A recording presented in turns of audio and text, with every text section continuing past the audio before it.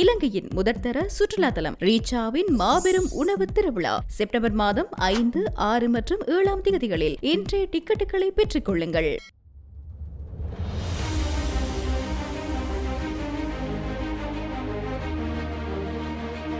முத்தையன்கட்டிலே இந்த வாலிபனுடைய மரணம் நிகழ்ந்திருக்கிறது. மக்கள் மத்தியிலே மக்களுடைய வாழ்வோடு பின்னிப்படைந்து அவர்களுடைய வாழ்வாதாரத்தையும் தாங்கள் அங்கே பிரசன்னமாக இருக்கிறதன் மூலமாக தங்களோடு இருக்க பிடித்து கொண்டிருக்கிற ஒரு சூழ்நிலையைத்தான் நாங்கள் அங்கே காண்கிறோம்.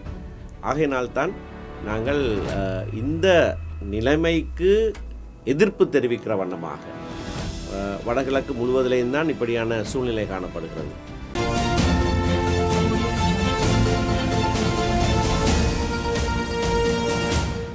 இன்றைக்கு ஆகஸ்ட் 18ஆம் தேதி திங்கட்கிழமை. இப்பொழுது மதியம் 2:10. இன்று காலையிலிருந்து மதியம் வரைக்கும் ஹர்த்தால் அனுஷ்டிக்குமாறு இலங்கை தமிழரசு கட்சி ஒரு கோரிக்கை விடுத்திருந்தது. நீண்ட காலமாக மக்கள் குடியிருப்புகளிலே நிலை கொண்டிருக்கின்ற இராணுவ முகாம்கள் அகற்றப்பட வேண்டும். அப்படியாக அகற்றப்படாமல் மக்களுடைய இயல்பு வாழ்க்கையோடு அவர்களும் இரண்டர கலந்து வாழ்கிறது எவ்விதமான பின் விளைவுகளை தொடர்ந்து ஏற்படுத்தி கொண்டிருக்கிறது என்பதற்கு ஒரு உதாரணமாகத்தான் சில நாட்களுக்கு முன்னர் முத்தையன்கட்டு குளத்திலே ஒரு இளைஞன் மரணமான சம்பவம் இடம்பெற்றிருந்தது.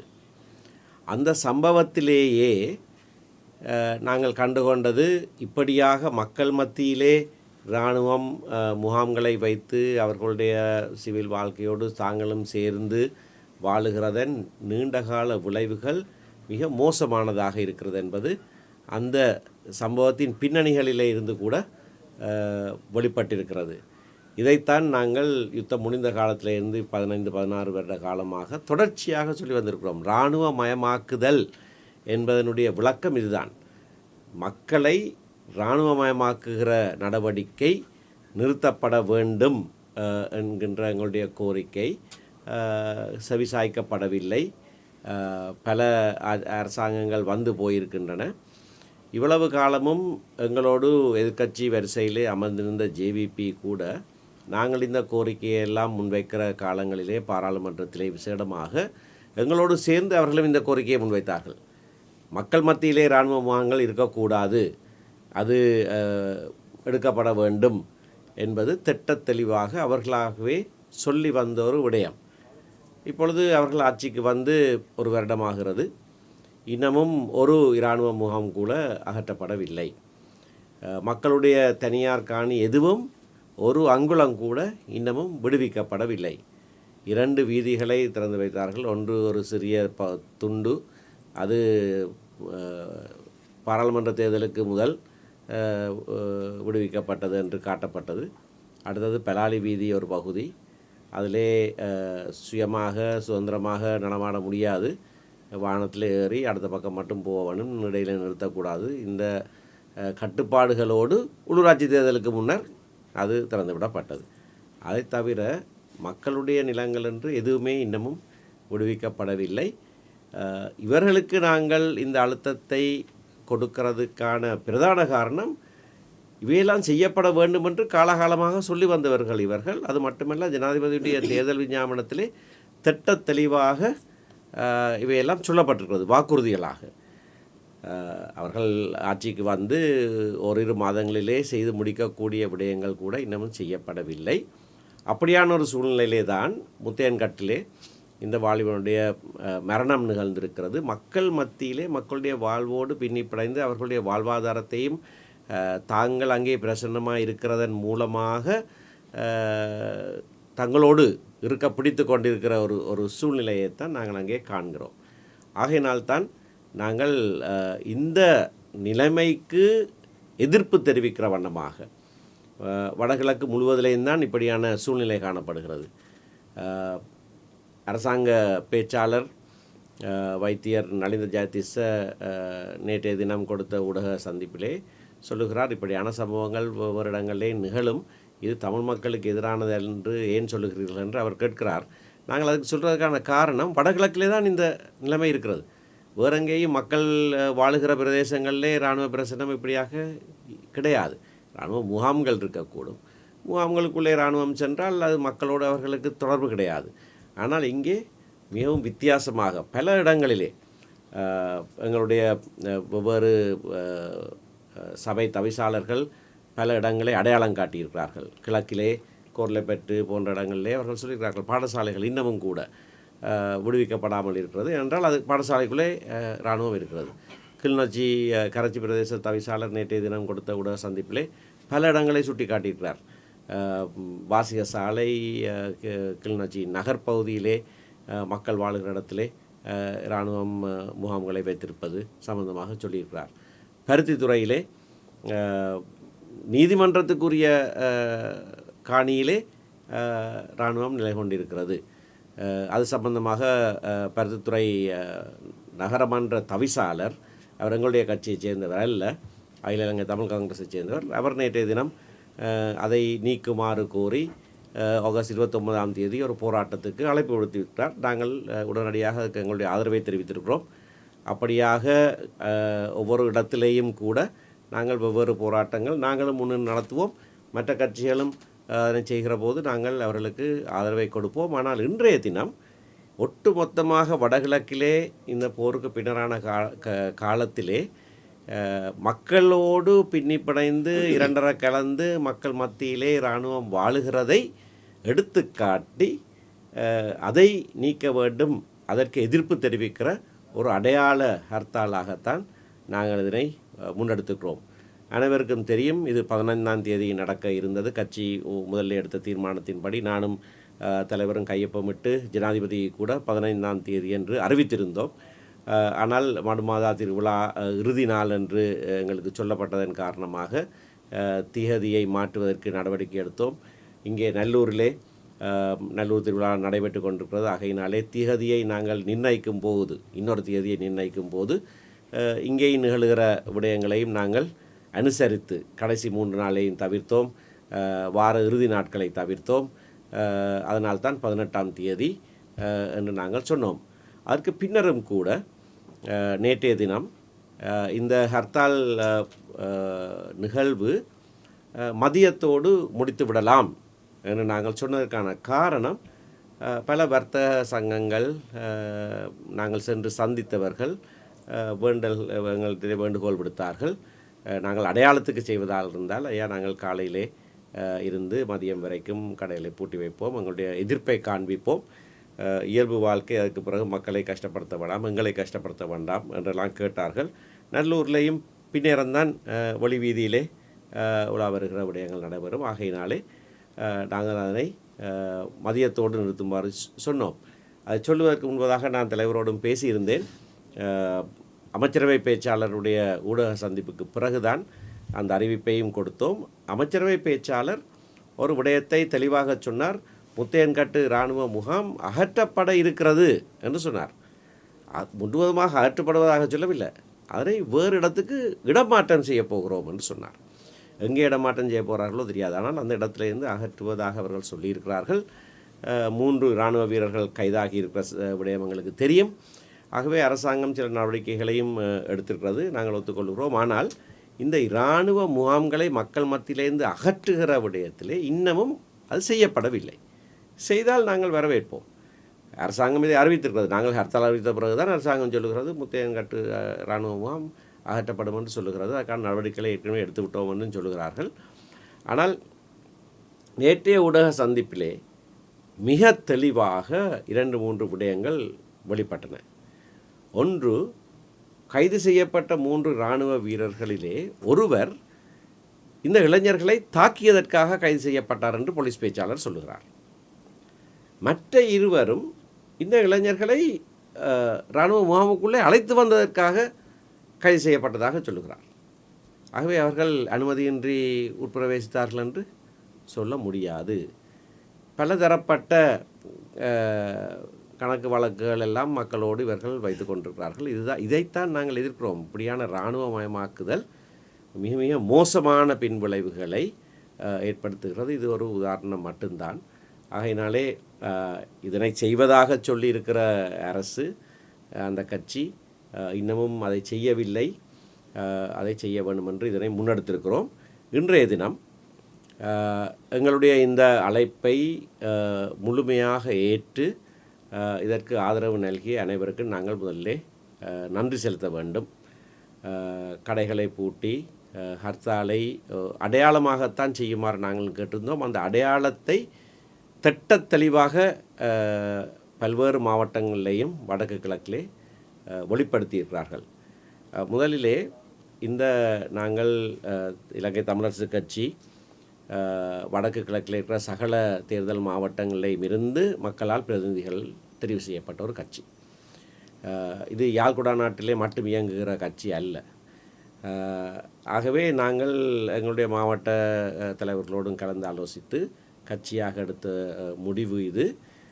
இதனை நாங்கள் அறிவித்த போது தமிழ் முற்போக்கு கூட்டணி, இலங்கை தொழிலாளர் காங்கிரஸ் ஆகிய கட்சிகள் வடக்கு கிழக்கு வெளியே இருந்தவர்களாக இருந்தாலும் உடனடியாக இந்த விடயத்தினுடைய முக்கியத்துவத்தை உணர்ந்து எங்களுக்கு தங்களுடைய ஆதரவை வெளிப்படையாக சொன்னார்கள். ஸ்ரீலங்கா முஸ்லீம் காங்கிரஸ் நீண்டதொரு அறிக்கையை வெளியிட்டு எங்களுக்கு தங்களுடைய ஆதரவை தெரிவித்திருக்கிறார்கள். தமிழீழ விடுதலை இயக்கம் நேற்றைய தினம், ஜனநாயக போராளிகள் கட்சி ஆகியவர்கள் தங்களுடைய ஆதரவை இந்த ஹர்த்தால் போராட்டத்துக்கு தெரிவித்திருக்கிறார்கள். அவர்களுக்கு எங்களுடைய நன்றிகளை நாங்கள் தெரிவித்துக் கொள்கிறோம். ஒரு கட்சி கூட இதற்கு எதிர்ப்பு தெரிவிக்கவில்லை.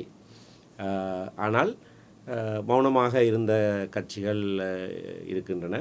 இன்றைய தினமும் சில இடங்களிலே ஒவ்வொரு கட்சிகளைச் சேர்ந்தவர்களுடைய கடைகள் மட்டும் திறந்திருந்ததாக நாங்கள் அவதானித்தோம். பெயர்களை சொல்லி இந்த விடயத்தை நான் கொச்சைப்படுத்த விரும்பவில்லை. ஆனால் ஒட்டுமொத்தமாக வடக்கு கிழக்கிலே இருக்கிற தமிழ் பேசுகிற மக்கள் உணர்வுபூர்வமாக இன்றைய தினம் ஹர்த்தாலை அனுஷ்டித்திருக்கிறார்கள். விசேடமாக முஸ்லீம் மக்களுக்கு நான் நன்றி சொல்ல வேண்டும். அம்பாறை மாவட்டத்திலே, மட்டக்களப்பு மாவட்டத்திலே, திருவோணமலை மாவட்டத்திலே, வவுனியாவிலே நான் நேரடியாக பார்த்தது முஸ்லீம் பஜார் அப்படியே முழுக்க மூடப்பட்டிருந்தது.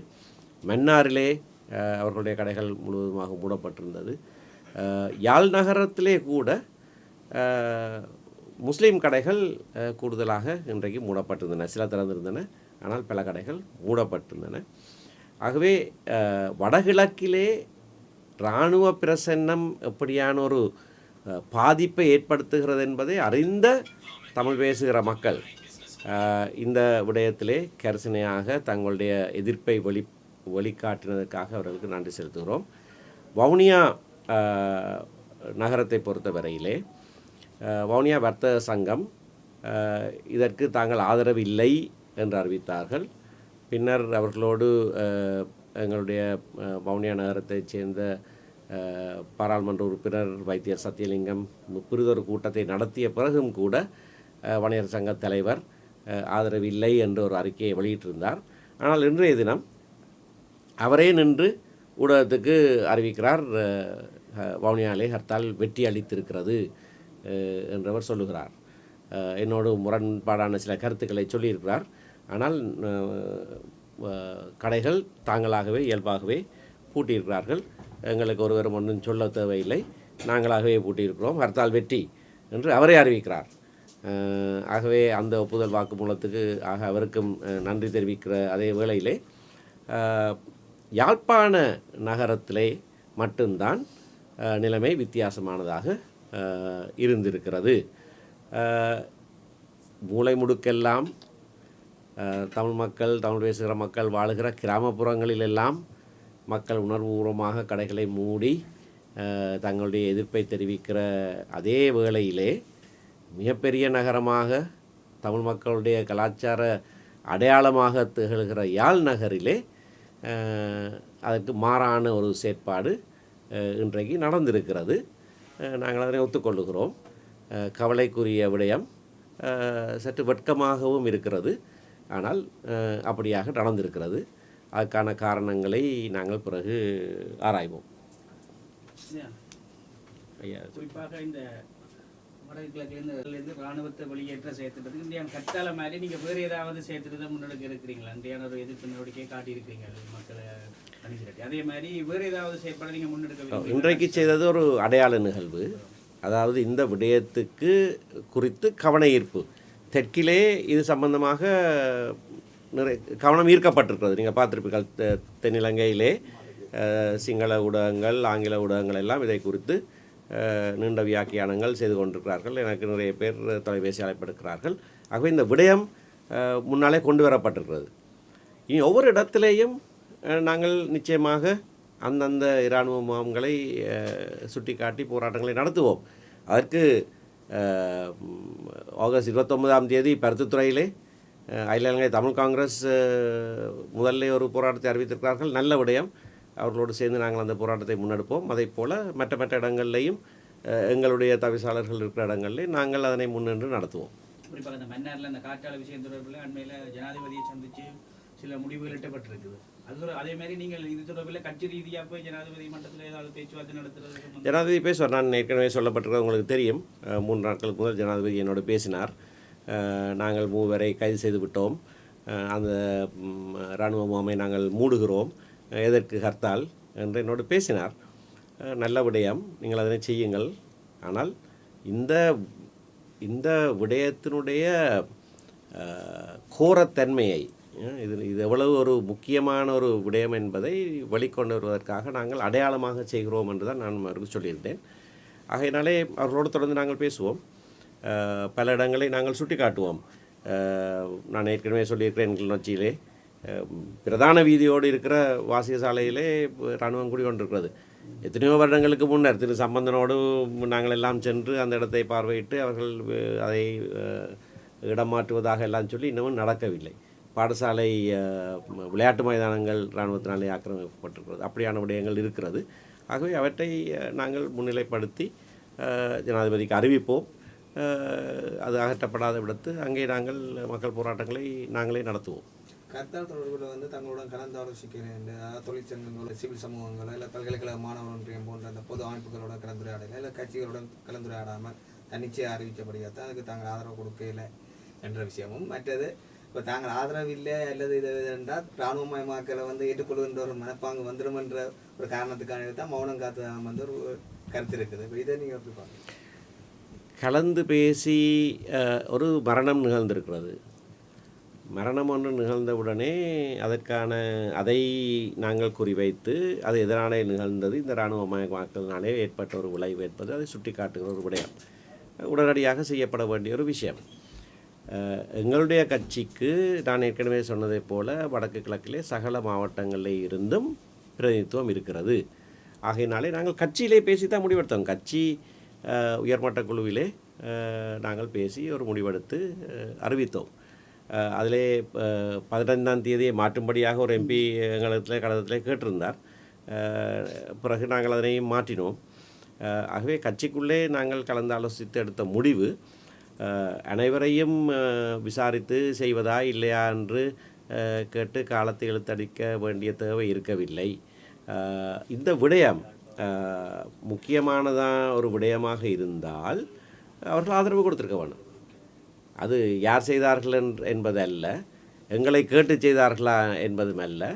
அந்த விடயத்துக்கு அது முக்கியமானது, அதுக்கு எதிர்ப்பு தெரிவிக்க வேண்டிய விடயம்னு சொன்னால் ஆதரவு கொடுக்க வேணும். எங்களை கேட்காமல் செய்துட்டார்கள், ஆனபடியாக நாங்கள் ஆதரவு எப்படி கொடுக்குறது என்று நினைக்கக்கூடாது. நாங்கள் அறிவித்த உடனேயே நாங்கள் கேட்காமலேயே இலங்கை தொழிலாளர் காங்கிரஸும் தமிழ் முற்போக்கு கூட்டணியும் பகிரங்கமாக ஆதரவு தெரிவித்தார்கள். நாங்கள் அவர்களிடத்தில் கேட்டிருக்கேன். இவ்வாறான போராட்டங்கள் அறிவிப்பவர் தமிழ் தேசியம் சார்ந்து தாங்கள் செயற்படுவதாக காட்டிக்கொள்வார்கள் அல்லது அது சேர்ந்து செயற்படுகிறவர்கள் தான் இவ்வளவு காலம் இவ்வாறான செயற்பாடுகள் முன்னெடுத்திருக்கிறதாகவும், எம்ஏ சுமந்திரன் என்பவர் இவ்வாறான போராட்டங்களை முன்னெடுத்ததில்லை என்ற ஒரு குற்றச்சாட்டு இருப்பார். அவ்வாறான நிலையில் இந்த முறை எம்ஏ சுமந்திரன் அவர்கள் முந்திக்கொண்டு நான் முன்னெடுத்த போராட்டமே அல்ல. இது எங்களுடைய கட்சி அறிவிப்பு, தலைவரும் நானும் கையொப்பமிட்டு தான் அந்த அறிவிப்பு செய்யப்பட்டது. எங்களுடைய உயர்மட்ட குழுவில் பேசப்பட்டு முடிவெடுக்கப்பட்டு தான் அது அறிவிக்கப்பட்டது. அதை நான் சொன்ன ஜனாதிபதிக்கு நாங்கள் எழுதின கடிதத்திலேயும் அதிலேயும் ஒரு சிபாரிசாக சொல்லப்பட்டது தலைவரும் செயலாளரும் ஜனாதிபதியோடு கடிதம் எழுத வேண்டும் என்று. அந்த கடிதத்திலே நாங்கள் கையெழுத்து போட்டு எழுதுகிற கடிதத்திலே நாங்கள் சொல்லிடுறோம் ஹர்த்தால் செய்கிறோம்னு சொல்லி. ஆகையினால் இது நான் கட்சியில் பொதுச் செயலாளராக இருக்கிற காரணத்தினால சில விடயங்களை நான் சொல்ல வேண்டியிருக்கின்றைக்கும் நான் ஐயா பேச சொன்னேன். நீங்கள் சொல்லுங்கள், ஏதாவது கூடுதலாக சொல்லியிருந்தால் நான் சொல்கிறேன்னு சொன்னார். ஆனபடினால் அடுத்தது இப்படியான எத்தனையோ போராட்டங்கள் நாங்கள் தொடர்ச்சியாக செய்து வந்திருக்கிறோம். ஆட்களுக்கு ஞாபக மறதியோ என்னவோ தெரியவில்லை. வழிவடக்கில் 6300 ஏக்கர் காணிகளை பிடித்த போது போராட்டம் நடத்தினது நாங்கள் விடுவிக்க சொல்லி. அப்படியாக பல போராட்டங்கள். சம்பூரில் உண்ணாவிரதம் இருந்தது. இப்போ வேண்டாம் புத்தகங்களில் படங்கள்லாம் இருக்குது. இப்போ 12 வருஷங்களுக்கு முதல் சம்பந்தன் ஐயா நானும் ஒரு நாள் முழுவதும் உண்ணாவிரதம் இருந்து போராட்டம் நடத்தின படங்கள் எல்லாம் இருக்குது. இந்த போராட்டங்கள் நாங்கள் நெடுநாட்களாக செய்து கொண்டு தான் இருக்கிறோம். இது மட்டுமில்லை, இது P2P யார் நடத்தினது? இன்றைக்கு போர் முடிந்த பிறகு நடந்த பிரதானமான போராட்டம் P2P எழுச்சி இயக்கம் என்று யாரோ எல்லாம் அதுக்கு கிரெடிட் வாங்கி கொண்டு போகிறாங்க. ஆனால் இப்போ சிவாஜிலிங்கத்திட்ட போய் கேட்டு பாருங்க, அவர் கூட சந்திப்பு வச்சு சொன்னவர், பொத்துவில்ல சாணக்கியனும் சுமந்திரனும் இருந்திருக்காவிட்டால் அதை விட்டு ஒரு அங்குலம் கூட அது நகர்ந்திருக்காதுண்டு. P2P நடத்தினது யார்? அப்படியான போராட்டங்களை நடத்தினது யார்? ஆகவே ஞாபக மறதியால் சிலர் இருக்கலாம். ஆனால் நாங்கள் தொடர்ச்சியாக இந்த போராட்டங்கள் நடத்தி கொண்டு தான் இருக்கிறோம். குறிப்பாக மக்கள் மத்தியில் ஒரு குற்றச்சாட்டு முன்வைக்கப்படுது. இந்த போராட்டம் என்றாலும் தங்களைத்தான் வருத்துற மாதிரியும் ஹர்த்தால் போன்ற போராட்டங்களை நடத்துவதாயும், ஆனால் அந்த அரசியல் தலைவர்கள் தாங்களா இந்த ஒரு போராட்டத்தில் விடுபடையில் ஒரு குற்றச்சாட்டு முன்வைக்கப்படுது. குறிப்பாக முக புத்தகங்கள்லேயும் எழுதப்படுது. நீங்கள் பார்த்துட்டு இப்போ நான் சொன்ன P2P நாங்கள் தான் முன்னால் நடந்தினாங்க. அதே மாதிரி நாங்கள் தான் நடந்தினாங்க. எங்களைத்தான் போலீஸார் தடுத்தது. நாங்கள் தான் போலீஸாருக்கு முகம் கொடுத்தனாங்க. பல போராட்டங்கள் அப்படியாகத்தான் நடந்திருக்குது. நாங்கள் முன்னால் போனதாலேயே போராட்டங்கள் நடத்தக்கூடியதாகவும் இருந்திருக்கிறது. ஆகவே அந்த குற்றச்சாட்டை நான் ஏற்றுக்கொள்ள இல்லை. ஆனால் ஹர்த்தால் போன்ற போராட்டம் மக்களுக்கு ஒரு பாதிப்பை ஏற்படுத்துகிறன்றது நாங்கள் ஏற்றுக்கொள்கிறோம். அது இல்லைன்னு நான் சொல்லலை. ஆனால் இது ஒரு முக்கியமான ஒரு விடயம். மக்களுக்கு நாங்கள் அழைப்பு விடுக்கிறோம். இந்த விஷயத்தை நாங்கள் முன்னால் கொண்டு வரதுக்கு உங்களுடைய ஆதரவையும் கொடுங்கள் என்று. விரும்பினவர்கள் ஆதரவு கொடுக்கலாம், இல்லை நாங்கள் ஆதரவு கொடுக்க மாட்டோம் என்று சொல்கிறார்கள், ஆதரவு கொடுக்காமல் இருந்திருக்கலாம். அதை கேட்குற உரிமை எங்களுக்கு இருக்குது. ஆதரவு தர்றதும் தராததும் அது அவர்களுடைய பிரச்சனை. போராட்டத்தை பொறுத்தவரையில் இந்த பயங்கரவாத தடை சட்டத்துக்கு எதிராக அடுத்தது நாடு தளாவிய ரீதியில் வடக்கு கிழக்கு மட்டுமல்ல, கொழும்பிலிருந்து கடைசியாக மஹிந்த ராஜபக்சன்ற தங்கல்ல அவர்கிட்ட எல்லாத்தையும் தான் அந்த முடிவிட்டு நாங்கள் சிங்கள தமிழ் எல்லாரும் அந்த போராட்டம் நாங்கள்லாம் முன்னெடுத்தினோம். அப்போ அந்த கடைசி நாளில் நான் கலைஞர் மாவேசன் ராஜாக்களும் கலந்து கொண்டாங்க. அங்கேயே போனாங்கள், எல்லா இடம் போயிருந்தோம். அப்போ அவருடைய போராட்டங்கள் என்பது புதுசல்ல. ஆனால் சில சமயங்களில் இந்த விடயத்தில் இதை ஒன்று தான் தெளிவுபடுத்தணும். இதை கொச்சப்படுத்துறதுக்காக செய்யப்பட்ட ஒரு விடயம். அந்த ஒரு மனிதனுடைய கொலையை வச்சுக்கொண்டு நாங்கள் அது ஒரு பாயிண்டர் என்று நான் சொன்னேன். அது ஒரு சுட்டி, அது ஒரு சம்பவம். அந்த சம்பவத்தின் அடிப்படையில் தான் அதை வச்சு எல்லாருமே அவருடைய கொலை தான் என்று சொல்லி அதை ஒரு குறைச்சி மதிப்பிடக்கூடிய ஒரு எங்களோட நோக்கம் அது அல்ல. அது பகிரங்கமாக சிலால் சொன்ன மாதிரி ஒரு பரந்துபட்ட இராணுவ பிரசன்னத்துக்கு எதிரான அவர்கள் சமூகத்துக்குள்ளே உள்வாங்கப்பட்டு அவர்கள் எந்த அளவுக்கு சமூகத்தை சீர்குலைக்கிறார்கள் என்பதை வெளிக்காட்டுற ஒரு நாடு. இப்போ தான் நான் சொல்ல சந்தர்ப்பம் அந்த சுட்டி சந்தித்த பொழுது சொல்கிறேன். ரெண்டாவது, ஒரு தரம் ஆதரவில்லை ஆதரிக்கை இல்லை என்றது அது அவரவற்ற விருப்பத்தானே வேண்டுகோள் விடுக்கிறது. ஆனால் ஒரு இடத்துல பார்த்தா தமிழரசு கட்சியின் உள்ளுக்கும் பிரச்சனை. இப்போ நான் யோசிச்சேன், எங்கள்கிட்டக்கெல்லாம் பிரச்சனை இல்லை. இலங்கையில் இருக்கக்கூடிய வடகிழக்கு மட்டுமல்ல, தமிழரசு கட்சிகளில் இந்த பிரச்சனையும் இல்லை. ஆனால் லண்டன் கிளை ஒன்று எதிர்க்க என்று சொன்னார்கள். லண்டனில் கிளியே இல்லை, உத்தியோகபூர்வமான கிளியே லண்டனில் இல்லை. யாப்பின்படி கூட நாட்டுக்கு வெளியில் கிளை உத்தியோகமாக வச்சிருக்கே இல்லாது. அப்போ ஒரு உதவி ஒரு அமைப்பு யாரையும் வச்சிருக்கிறோம், அது எங்களோட அனுசரணையோட. இப்போ ஒத்துக்கொள்ளாதவர்கள் இப்போ எங்களோட இருப்பார்கள், நாங்கள் எப்படி அவர்களை வச்சிருக்கிறோம்? அந்த கிளை என்று அவர்கள் அறிவித்த போதே நாங்கள் உத்தியோகபூர்வமாக மத்திய செயற்குழு அறிக்கை விட்டது, அப்படி அது எங்களுடைய கிளை அல்ல என்று. ஆனால் இப்போ எதிர்த்து அப்போ இந்த என்னென்றால் இதில் எதிர்ப்பு எங்கே இருந்து வருதுன்றது பார்க்க முடியும். சில பேர்கிட்ட அதற்கு நாங்கள் பதில் சொல்ல வேண்டிய அவசியம் இல்லை. ஆனால் கட்சிக்குள்ளேயே புலவண்ட மாதிரியான ஒரு கருத்தும் பரவப்படுறது. அது சில பேருக்கு விளங்காது தானே.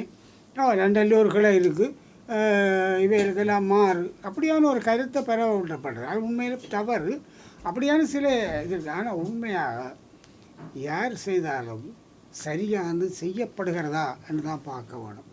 கூட்டாக செய்ய வேணும் என்றால் இதே நான் யதார்த்தத்தை பார்த்தால் யதார்த்தம் உண்மை என்ன, நாங்கள் கூப்பிட்டா என்ன சொல்கிறோம், எல்லாத்துக்கும் தமிழிசை கட்சி தான் தமிழிசை கட்சி தான் செய்யும்.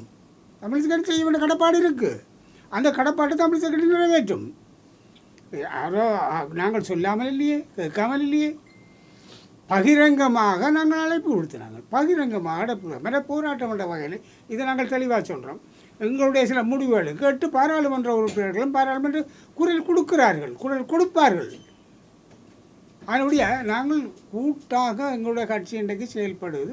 அதன் அடிப்படையில் சில தீர்மானங்கள் நாங்கள் எடுக்கிறோம். எங்கள் எல்லா கலந்து பேசல் நடந்து கொண்டு இருக்குது. இப்போ உதாரணத்துக்கு அண்மை காலத்தில் பொலிட் பீரோ, பாராளுமன்ற உறுப்பினர்கள், ஏரியாவுக்காக கலந்து பேசித்தான் முடிவெடுக்கிறோம். மனவடியால் தனி முடிவு என்றும் இல்லை. தனியாக கட்சி எடுக்கிறேன்னா எங்களுக்கு கட்சிக்கு பொறுப்பு இருக்குது, மற்ற எல்லாருமே எங்களுக்கு பொறுப்பு இருக்குது. அதுக்காக நாங்கள் அதை குறைச்சி நாங்கள் மதிப்பிட இல்லை. தமிழரசு கட்சி தன்னுடைய கருத்தை செய்ய இன்னை கேட்கல உன்னை கேட்கலையாண்டா. இப்போ அது எல்லா இடம் நடக்குத்தானே. பஸ்ஸில் கோரிக்கை விட நாங்களும் போகலை. உண்மையை சொல்லி தானே வேணும். எங்களுக்குள்ள முரண்பாடு, சில உடன்பாடு இல்லை. அது மாதிரி அவையிலும் உங்களோட வரையலான்னு சொல்லக்கூடும். அது எல்லாத்தையும் தவிர்த்து எங்களுடைய பொறுப்பை நாங்கள் செய்திருக்கிறோம். ஒன்று மட்டும் சொல்லுவேன், ஒற்றுமையற்று சொல்லுகிறவர்களான், நான் திருப்பி அதை சொல்கிறேன், அவர்களான் ஒற்றுமையை குழப்பினார்கள். இப்போ எனக்கு தெரியும், இந்த முனிசிபல் லிமிட்டுக்குள்ளே இருக்கிற இது எல்லாத்தையும் திறந்து அரைவாசி இது கூட்டியிருக்கு, அரைவாசி திறந்துருக்கு. ஆனால் ஏனைய இடங்களில் சந்தைகள் சொல்லி நம்ம அதாவது அன்றாடம் உழைக்கிற சந்தை வியாபாரி எல்லாம் கடைக்காரர் அல்ல. எங்கே இருக்க நீங்கள் பாரு, எல்லா சந்தையிலும் சாவச்சேரி சந்தை இருக்கா, சுண்ணாஞ்சி சந்தை இருக்கா, மருதாவடம் சந்தை இருக்கா, சந்தைகள் பூட்டப்பட்டுத்தானே இருக்குது, ஆதரவுத்தானே இருக்குது. அப்போ ஆதரவு இல்லைன்னு இல்லை. யாழ்ப்பாண நகரத்தில் அந்த யாழ்ப்பாண பிரதேசம் ஒரு கடும் அரசியல் பிரதேசம் இந்த நாட்டில். அது பேர் போன பிரதேசமாக வந்துட்டுது. ஆனால் அது குறைவு தான், அதை ஏற்றுக்கொள்கிறோம். ஆதரவு குறைவு தான். ஏன்னா அந்த கருத்து ஒரு அடைஞ்ச பலமாக இருக்குது. ஆனால் ஏனைய இடங்களில் அது இல்லை. அதனுடைய நீங்கள் கேட்குற கேள்வி அல்லது கேட்குறது வெற்றியா தோல்வியா, வெற்றிய தோல்வியை நாடி ஒரு விடயங்கள் நாங்கள் தீர்மானிப்பது இல்லை. இது செயல்படுத்த வேண்டும் என்பது. ஆனால் ஒரு வகையில் சில முன்னேற்றங்கள் ஏற்படுத்தப்பட்டிருக்கு. அனுரகுமார் திசாநாயக்கா பேசியிருக்கிறார், விமல் ரட்நாயக்கா பேசியிருக்கிறார், ஜாதிசா பேசியிருக்கிறார், எல்லாரும் பேசியிருக்கிறார். ஏன் இந்த கருத்தாலே அறிவித்ததால் பேசப்பட்டிருக்கு. அந்த பிரச்சனை வெளியில் கொண்டுவரப்பட்டிருக்கு. அதுதான் வெற்றி. ஆக ஊடகங்களுக்கு நன்றி சொல்ல வேணும். ஏன்னா சிலது எங்களுக்கு எதிராக போட்ட ஊடகங்களும் இருக்கத்தான் செய்யுது. அது அவன் சுதந்திரம், அதுவும் வெற்றி தான். இப்போ நான் சொன்ன தமிழரசு கட்சின்னா உள்ளுக்கு போட்டு எனக்கே பிள்ளைங்க எங்கடா இருக்குன்னு அப்போ தான் பார்த்தா லண்டனில் கிளை இருக்குது. லண்டனில் கிளையே இல்லை. ஆனால் ஊடகத்துக்கு பிள்ளை இல்லை. ஏன்னா ஊடகக்காரருக்கு தெரியாது லண்டனில் கிளை இல்லை. அவை அங்கே இருக்கிறவ தாங்கள் கிளை என்று சொல்லிக்கொண்டு ஊடகமும் போடுது. அப்படி ஒன்றுமே கிடையாது. கட்சிக்குள்ள முரண்பாடும் கிடையாது. மற்றது நான் ஏற்கனவே சொன்ன மௌனம் சம்மதம், எல்லாரும் சம்மதத்தில் நின்றவை, ஒரு தரம் மறுத்து விடையில்லை. என்னது காரணம் எல்லாரும் சொன்ன மாதிரி இது தேவை. இதை பற்றியான தொடர் நடவடிக்கை தொடரப்படும். குறிப்பாக எங்களுடைய 8 பாராளுமன்ற உறுப்பினர்களும் குரல் கொடுப்பார்கள், பேசுவார்கள். ஆகவே இது டீமிலிட்டரைசேஷன் என்ற ஒரு ப்ரோசஸினுடைய ஒரு பகுதி. இது இராணுவ பிரசன்னத்துக்கு எதிரான செயல்பாட்டினுடைய ஒரு அம்சம்தான் இன்றைய ஹர்த்தால். இன்னும் ஒன்று மட்டும் சொல்லி பிடிக்கிறேன். நான் ஹர்த்தாலுக்கு நான் என்ன பொறுத்தவரையில் இயக்க காலத்திலேயே ஹர்த்தாலுக்கு உடன்படாதான்.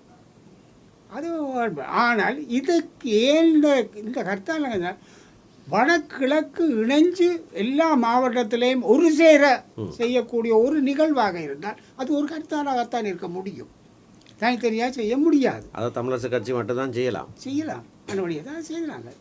அதுபடியால் உண்மையாக பல கட்சிகள் ஆதரவு தெரிவித்து அவையில் பொதுச்செயலாளர் சொன்ன மாதிரி நாங்கள் நன்றியாக இருக்கணும். அவரால் உடன்பட்டவர்கள் நாங்கள் ஓடி போய் சொல்லலை. ஆனால் உறவுக்கு போகிறோம். இப்போ மன்னாரிக்கையில் நான் போனான், அவரோட போராட்டத்துக்கு ஆதரவு போனான். நாங்கள் உடன்படுவோம். இப்போ சில பேருக்கு நாங்கள் போகிறதே விருப்பம் இல்லை. அது உங்களுக்கும் தெரியும், மக்களுக்கும் தெரியும். அப்போ நாங்கள் என்ன செய்வோம்? ஒன்றில் ஆதரவாக இருப்போம், இல்லை மௌனமாக இருப்போம். ஆனால் நாங்கள் போராட்டங்களுக்கு ஒரு காலம் மறுத்தலுக்கு யாருக்கும் மறுத்து நிற்கல. இப்போ மன்னாரில் இருக்கிற போராட்டத்துக்கு நான் போய் சொல்லிப்பட்டு வந்துடுறேன். எங்களுடைய ஆதரவும் தமிழரசு கட்சியில் முழு ஆதரவும் உங்களுக்கு உண்டு என்று சொல்லிப்பட்டு வந்தேன் கட்சி சார்பில். அப்புறம் அப்படி நாங்கள் எங்களுக்கு ஆதரவு பிடிக்கல, நான் சொல்லலைன்ட்டு நான் சொல்லலை போனேன். போயிட்டு நான் பொதுச் செயலாளரையும் சொல்லி நான் போகிறேன்னு சொல்லிட்டு தான் போனேன். நான் தனியாக போகல. எங்கள்கிட்ட கலந்து பேச சில பேருக்கு தெரியும். நான் சுமந்திரன் தனியாக டிசிஷன் எடுக்க, சிவஞானம் தெரியும், 2 பேரும் சேர்ந்து எடுக்கிறாங்க. அப்படி இல்லை. நாங்கள் கலந்து பேசி முடிவெடுத்து பேசுகிறோம். எல்லாருக்கும் ஷேர் பண்ணுறோம். படிப்பீரோவில் போடுறோம், பார்லிமெண்ட்டில் ஷேர் பண்ணுறோம். அதனுடைய இந்த முடிவு நல்ல விஷயம். அது எல்லாரும் சொல்லினோம். எடுத்தாக்காய் புலி என்று சொல்கிறவையும் இருக்கணும். தமிழரசு கட்சி தானே எடுத்தது. இது கட்சி எடுத்த முடிவு. கட்சி எடுத்ததில் சில பிள்ளைகள் இருக்குது, அதை நான் ஒத்துக்கொள்கிறேன். சில இடங்களில் சேர்க்காம விடலாம்ன்றது வேறு விஷயம். ஆனால் நல்ல விஷயம் யார் செய்தாலும் அது வரவேற்க வேணும். நாங்கள் வரவேற்போம். இனிமேலும் யாரும் செய்தால் வரவேற்போம். மற்றது ஊடகங்களுக்கும் தெளிவாக நன்றி சொல்லிச்சு. 2 ஊடகம் வெட்டினது தான், அது வேறு. ஆனால் எல்லா ஊடகங்களும் அது ஆதரவு தந்தது. அதனால் மறக்க இல்லாது. ஊடகங்களுக்கு இல்லாட்டி இந்த அளவுக்கு பூட்டுப்படாது கடை. சந்தையால் பூட்ட மாட்டான். எனக்கு அன்றைக்கு ஒரு ஐயோ வகுத்தில் அடிக்கிற பெரிய அடைக்க வகுத்தில் அடிக்காது. சின்ன கடையில் அவன் அன்றாடம் பிழைக்கிற கடைக்காரன் மிரக்கறி விடைக்காரனுக்கு தான் பாதிப்பு. அவன் நிற்கிறான், அவன் பூட்டிப்படான். யார் என்னென்றால் இந்த உணர்வு எங்கே இருக்குது அதை தட்டி எழுப்போம். அதனபடியால் இதுக்கு ஊடகங்களுக்கு எல்லாருக்கும் நன்றி, அழைச்சதுக்கு வந்ததுக்கு நன்றி. இன்னும் நான் அதில் இந்த பேட்டியை நீங்கள் பார்த்தீங்கன்னா பாயிண்டர் சொன்னான். இது ஒரு அதை வச்சு தான் அதே ஒரு அனுபவம் தான். அவன் கிரிமினல்னா நீங்கள் அடித்து கொள்ள சொல்லியிருக்கான் இல்லையே, கூப்பிட்டு அடிக்க சொல்லியிருக்கான் இல்லையே. அவன் கிரிமினல் தான், எங்களுக்கு தெரியும் தான். ஆனால் சாயக தெரியா, செத்தாப்புறம் தான் தெரியும். அதுதானே அது வேறு. ஆனாலும் அவன் அடிக்கிறாது, தாக்கிறாது, அது ஒரு விஷயம். ஆனால் கரெக்டால் நான் என்ன சொன்னேன், இனிமேல் நாங்கள் கிட்டடியில் கரெக்டாக கூப்பிட மாட்டோம்னு சொல்லிட்டோம். அது மக்களுக்கு பாதிப்பை ஏற்படுத்துறது எங்களுக்கு தெரியும். இது ஒரு உச்சகட்டத்தில் செய்யப்பட்டது. இதை தொடர் போராட்டங்கள் வித்தியாசமான முறையில் செய்வோம். நீங்கள் கேட்ட மாதிரி நாங்கள் முன்னின்று செய்வோம். ஐயா பயங்கரவாத தடுப்பு சட்ட போராட்டத்தை பற்றி சொன்னார். 25 மாவட்டங்களுக்கும் தொடர்ச்சியாக பயணிச்சவங்கள் நாங்கள். சரியா, நானும் சாணக்கியன் எம்பியும் எல்லா மாவட்டத்துக்கும் போனாங்க. வீதியாக நாங்கள் தான் முன்னுக்கு நின்று நாங்கள் காளிமுகத்திடலில் அதை செய்ய வழிகிட்ட போது நாங்கள் வச்சுருந்த ஊர்தியை போலீஸ் வந்து கடத்தி கொண்டு போனது. திரத்தி பிடிச்சி கொண்டு வந்து திருப்பி கொண்டு வந்து அதில் வச்சு நடத்தினாங்க காளிமுகத்திடலில் அந்த கையெழுத்து போராட்டம். நாங்கள் முன்னுக்கு நின்று செய்த நாங்கள் எல்லாம் அப்படியே ஏதோ நான் ஞாபக மறதியோ இல்லை என்ன வியாதியோ தெரியலை, ஏதோ நாங்கள் இது செய்யலை, ஏதோ 3-2 பேர் இன்னும் செய்கிற மாதிரி. அவர்களெல்லாம் அங்கே இருந்தவேல் அந்த நாட்களில் அதில் செய்ய அங்கே இருந்தவேல் ஒன்றுலேயும் பங்கு பெற இல்லை. ஒன்றுலேயும் இப்போ நான் இதை சொல்கிறதுக்கு காரணம் வந்து பயங்கரவாத தடுப்பு சட்டம் நீக்கிறன்ற போர்வையில் இன்னொரு சட்டத்தை கொண்டு வர பார்க்குறார்கள். அந்த 25 மாவட்டங்களுக்கு நாங்கள் போன போது எல்லா மாவட்டத்திலையும் ஜேவிபியுடைய பிரதான உறுப்பினர் எங்களோடு நின்று இந்த சட்டம் முற்றாக நீக்கப்பட வேணும், இதுக்கு மாற்றீடாக ஒரு சட்டம் கொண்டு வரப்படக்கூடாது என்று தெளிவாக சொன்னவர்கள். அவர்கள் இப்போ மாற்றீடாக இன்னொரு சட்டத்தை கொண்டு வர பார்க்குறார்கள். நாங்கள் இதுக்கு எதிராக நாங்கள் போராடுவோம். நாங்கள் இதுக்கும் பின்னிக்க போகிறது இல்லை. அது இந்த அரசாங்கம் கொடுத்த வாக்குறுதியை மீறினால் நாங்கள் அதுக்காக செய்வோம். ஆனால் இந்த அரசாங்கம் இணைந்து ஏதாவது ஒரு நல்ல விஷயத்தை செய்கிறதா இருந்தால் நாங்கள் அதுக்கு ஆதரவு கொடுப்போம். இன்னும் ஒன்று, அதை சொல்ல இல்லை, இதை சொல்ல இல்லை, அது இருக்குது, இது இருக்குது, இதை சொல்ல இல்லையாண்டா உங்களுக்கு தெரியும். இந்த ஒரு அரசியலோ ரீதியாகவோ நிர்வாகம் ஒரு ஃபோக்கஸ் என்ற ஒன்றில் இருக்க வேணும். இப்போ நாங்கள் டீமிலிட்டரைசேஷன் தான் எங்களுடைய ஃபோக்கஸ். அந்த விடயத்தான் இன்றைக்கு முக்கியத்துவம் கொடுத்து நாங்கள் இதான் இப்போது அவரை காண அந்த சில விடயங்கள் இருக்குத்தான். ஆனால் அது எல்லாத்தையும் சேர்த்தா கும்பலில் கோவிந்தவா முடிஞ்சுக்குவோம். அதுக்காகத்தான் இந்த இராணுவ பிரசன்னத்துக்கு எதிரான ஒரு நிலைப்பாட்டை ஃபோக்கஸ் பண்ணுறதுக்காக அது வெற்றி அளிச்சிருக்கு. அரசாங்கத்தில் ஃபோக்கஸ் பண்ணப்பட்டிருக்கு. அது சாதனை அது காணுமென்று தான் நான் நினைக்கிறேன். எல்லோரும் கலந்து கொண்டதுக்கு நன்றி. நேற்றைய தினம் டிடிஎன்ஏ வந்து இந்த ஹர்த்தால் தொடர்பான நிலைப்பாட்டை ஆராய்வதற்காக கூடி முடிவு எட்டப்படாத ஜனநாயக போராளிகள் கட்சியும் வந்து ஆதரிக்கிறதுக்கு ஒரு முடிவு எடுத்திருக்கிறோம். இது வந்து புதிய ஒரு அரசியல் கூட்டுக்கான கதவை திறக்குமா? இல்லை, கதவை முன்னில் பூட்டவும் இல்லை, கதவு பூட்ட இல்லை, கதவு திறந்தான் இருக்குது. நான் அதுக்காக தான் மன்னாருக்கு போனேன். கதவுகளை துறக்கிறது எங்களுக்கு தெரியும் தானே, எப்படி துறக்கிற எப்படி பூட்டுறாண்டு. அது ஒரு பிரச்சனையும் இல்லை. ஜனநாயக போராளிகள் எல்லாம் இருக்குது. எங்கட கதவு திறந்தே அதுக்காக தான் சொல்கிறேன். எங்கட கதவு திறந்தபடிதான் இருக்குன்னு நெடுக சொல்லிடுறோம். பூட்ட இல்லையா நாங்கள் ஒரு நாள் வெந்தன் துறக்கிறேன். பூட்ட இல்லை, கதவு திறந்துருக்கு. ஒரு இல்லை அவையிலே தீர்மானிப்பார். உள்ள வாரதுக்கும் சுயாதீனம் இருக்குது, வெளியில் போகிறதுக்கும் சுயாதீனம் இருக்குது. கதவு திறந்து தான் இருக்குது. இந்த மஹிந்த ராஜபக்ச சொன்ன மாதிரி சலூன் கதவு மாதிரி தான் எங்கட கட்சி கதவு.